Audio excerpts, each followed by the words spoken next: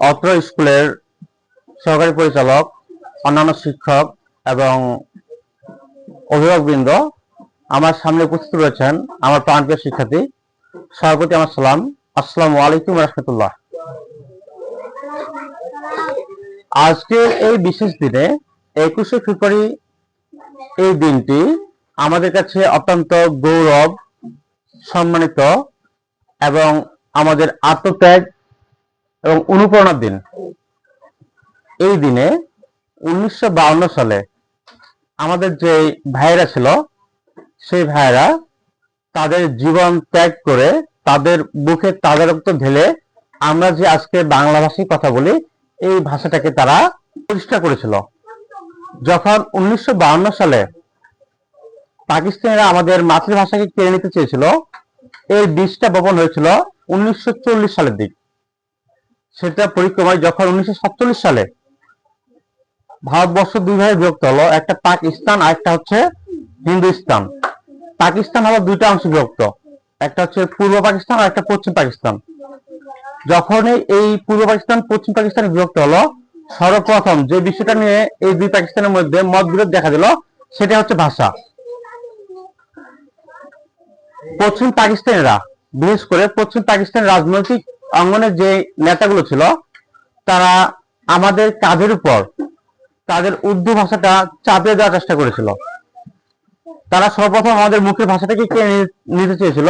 আমাদের মুখ থেকে যদি আমাদের এই বাংলা ভাষাটাকে কেড়ে নিত, তাহলে এক প্রকার আমরা বোবা হয়ে যেতাম, আমাদের কথা বলার মতো শক্তি থাকতো না।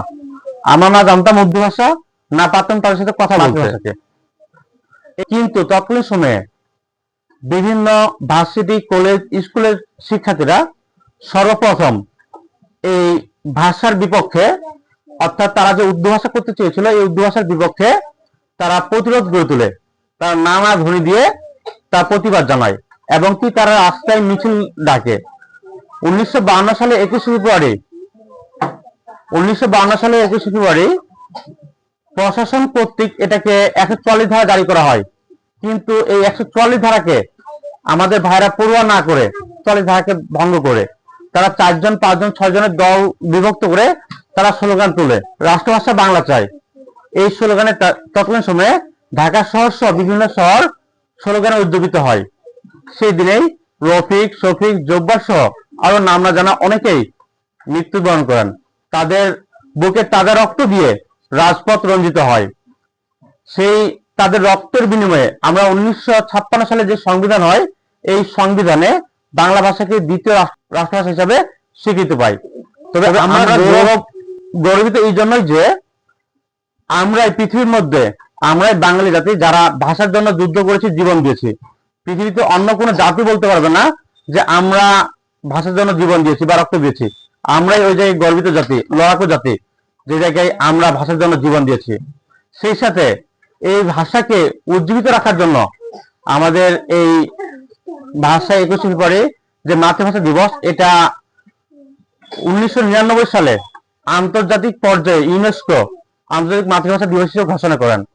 এতে দেশের সারা পৃথিবীতে 3500-এর উপরে যে ভাষা প্রচলিত রয়েছে, তাদের সবার কাছে এই ভাষার একটা মহৎ গুণ, ভাষার একটা আদর্শ, এটা প্রচলিত হচ্ছে, এটা প্রচার করা হচ্ছে।